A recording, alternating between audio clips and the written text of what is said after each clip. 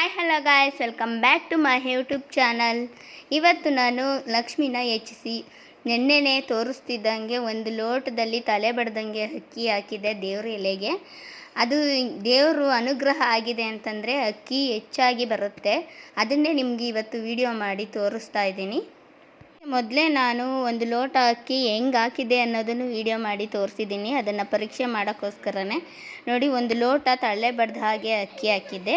ಅದರ ಮೇಲೂ ಒಂದು ಕಾಲು ಲೋಟದಷ್ಟು ಅಕ್ಕಿ ಇಲ್ಲಿ ಹೆಚ್ಚಳ ಆಗಿದೆ. ನನಗಂತೂ ಇದನ್ನು ನೋಡಿ ತುಂಬಾ ಆಶ್ಚರ್ಯ ಆಯಿತು.